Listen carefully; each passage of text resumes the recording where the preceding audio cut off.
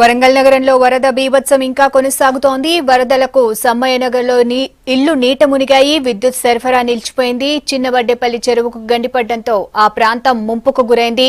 Revenue, police అధికారులు అక్కడే ఉండి సహాయక చర్యలను పర్యవేక్షిస్తున్నారు. అక్కడ తాజా పరిస్థితిని మా ప్రతినిధి కృష్ణమోహన్ అందిస్తారు.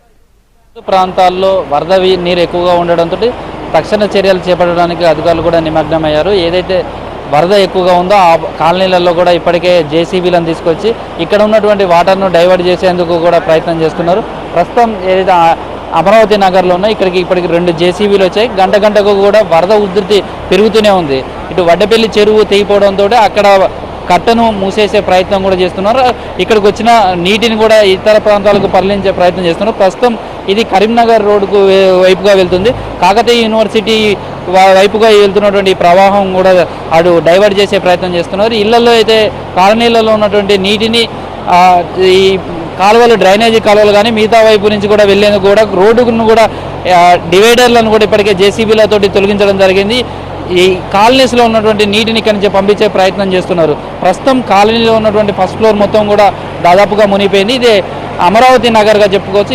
ఇక్కడి నుంచి ప్రతినిత్యం కూడా వందలాది వాహనాలు కరీంనగర్ టు హైదరాబాద్కు వెళ్ళే బైపాస్లో ఉపయోగిస్తారు. ఇక్కడ సమ్మయ్య నగర్తో పాటు వాజ్పేయి నగర్, అమరావతి నగర్ ఇలా చాలా కాలనీస్ ఉన్నాయి. ఈ కాలనీలన్నీ లోపల జల దిగ్బంధంలో చిక్కుకున్నాయి. చాలా వరకు ఇళ్లలోకి నీళ్ళు వెళ్ళిపోయాయి. తమ వస్తువులన్నీ కూడా పాడైపోయాయి. విద్యుత్ సరఫరా కూడా ఉదయం నుంచి నిలిచిపోయింది. ప్రస్తుతం ట్రాన్స్ఫార్మర్లతో పాటు ఇక్కడ ఉన్నటువంటి విద్యుత్కు సంబంధించినటువంటి సబ్స్టేషన్ కూడా నీటిలలో మునిగిపోయింది. నీళ్లు ఎక్కువగా రావడంతో అక్కడ విద్యుత్ సరఫరాను కూడా నిలిచేశారు.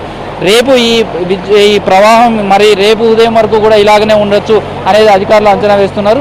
పూర్తిగా నీటి మట్టం తగ్గిపోయిన తర్వాతనే విద్యుత్ సరఫరా మళ్ళీ పునరుద్ధరించే అవకాశం ఉంది. అప్పటి వరకు కూడా కొంత కమ్యూనికేషన్ వ్యవస్థ కూడా చాలా వరకు కూడా ఈ కాలనీలలో కూడా దెబ్బతింది. ఎక్కడ కూడా సెల్ ఫోన్లు కూడా పనిచేయని పరిస్థితి నెలకొంది. ఎందుకంటే చాలా వరకు కూడా ఇళ్లలో ఉన్న వాళ్ళకు విద్యుత్ లేదు, ఛార్జింగ్ పెట్టుకునే పరిస్థితి కూడా లేదు, పాలు కానీ లేదా ఇతర సదుపాయాలు కూడా అందుబాటులో లేని పరిస్థితి.